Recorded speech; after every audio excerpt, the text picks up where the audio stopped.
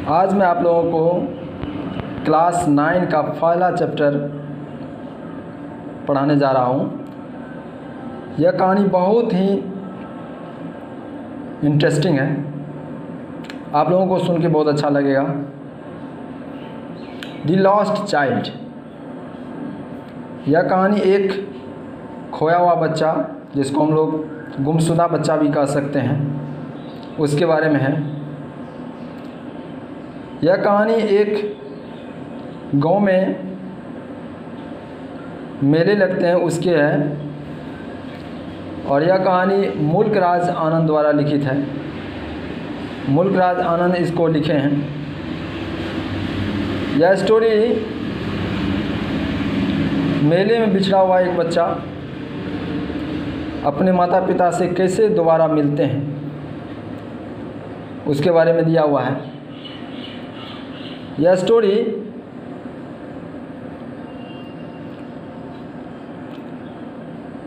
ये भी बताता है कि बच्चे तरह तरह की वस्तु के लिए कैसे जिद करते हैं और अपने माता पिता के बारे में बहुत अच्छा विचार रखते हैं।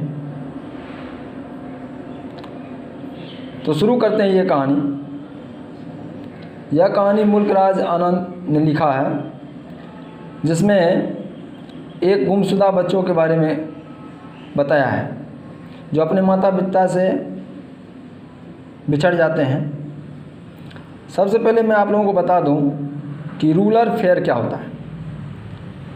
आप लोग जानते होंगे कि गांव में छोटे छोटे बहुत सारे मेले लगते हैं तरह तरह के पर्व और त्योहारों के अवसर पर।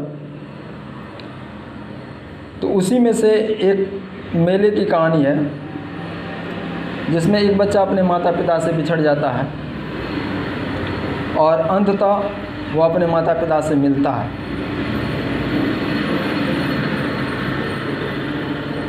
तो एक बच्चा जो कि अपने माता पिता के साथ मेला जा रहा है, और आप लोग भी जानते होंगे कि मेले में तरह तरह की दुकानें लगी रहती है और उस दुकान में कई प्रकार के वस्तुएं मिलते रहते हैं।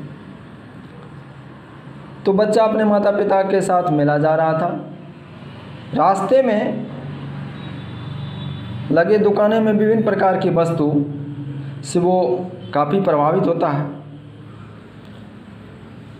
और जैसे कि मिठाई, गुब्बारा लगा हुआ दुकान, एक बीन बजाता हुआ व्यक्ति, खिलौने की दुकान और भी कई तरह के दुकानों से वो लुभा जाता है और उसे चाहता है कि मैं ये लूँ वो लूँ, और अपने माता पिता से वो रिक्वेस्ट भी करता है कि मुझे ये खिलौने चाहिए, मुझे मिठाई चाहिए, मुझे गुब्बारे चाहिए, मुझे वो बीन चाहिए। ऐसे कई तरह के वो अपने माता पिता से रिक्वेस्ट करता है कि मुझे ये चाहिए, मुझे वो चाहिए। लेकिन उनके माता पिता उसे कुछ भी नहीं खरीद देते हैं। कई तरह की बातें बना करके उसे टाल करके मेले की ओर ले जा रहा है।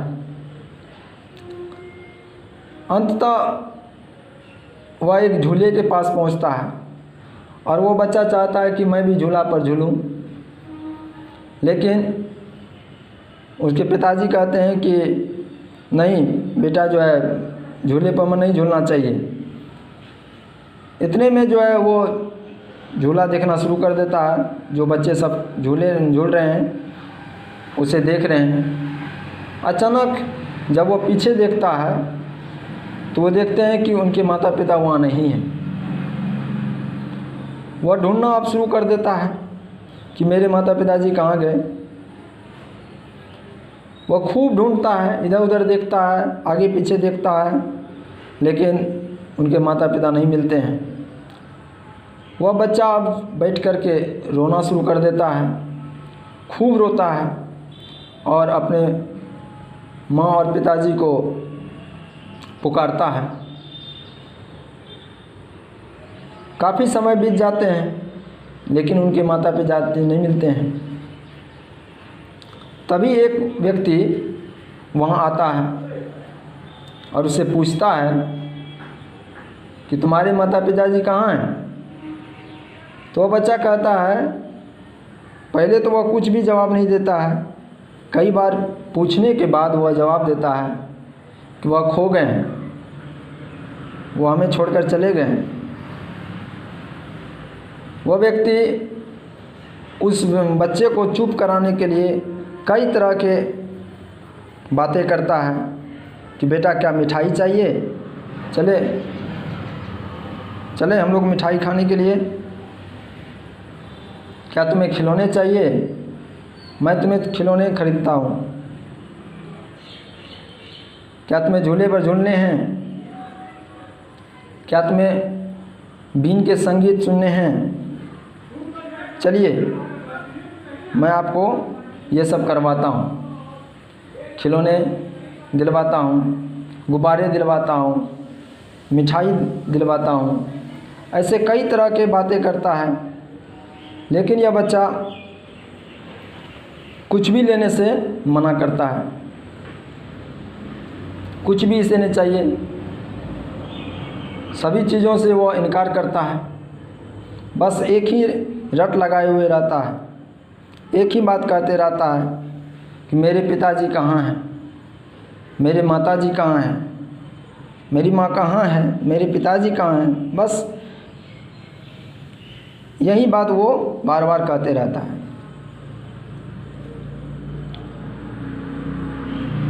काफ़ी समय के बाद उनके माता पिताजी मिलते हैं और वह व्यक्ति बहुत परिश्रम करके उनके माता पिताजी से उस बच्चे को मिलाता है और यह स्टोरी उसके बाद एंड हो जाती है।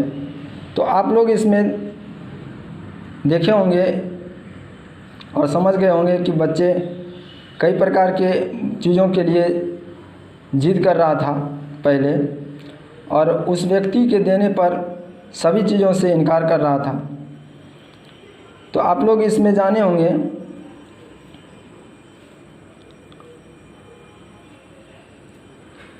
कि माता पिताजी क्या होते हैं, और उस बच्चे ने ये अनुभव किया कि ये माता पिताजी के सामने में,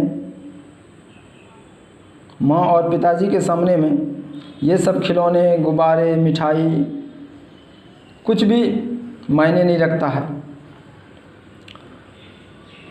तो आप लोगों को यह स्टोरी कैसा लगा, आप लोग कमेंट ज़रूर कीजिएगा और मेरे YouTube चैनल आनंद क्लास को आप लोग सब्सक्राइब कीजिए।